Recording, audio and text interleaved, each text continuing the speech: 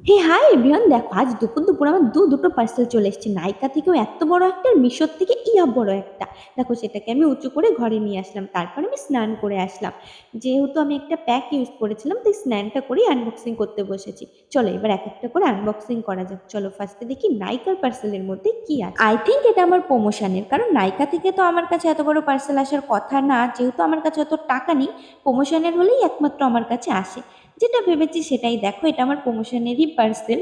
তো এর মধ্যে অনেক অনেক প্রোডাক্ট ছিল, যেমন hair pack, body pack, face pack.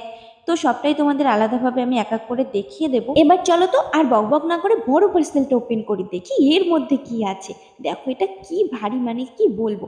এটা খোলার পর দেখি এর মধ্যে থেকে কিছু রকম স্টিলের রডফট বেরিয়ে আসছে। তারপর আমি এর জামা কাপড় খুলে দিলাম।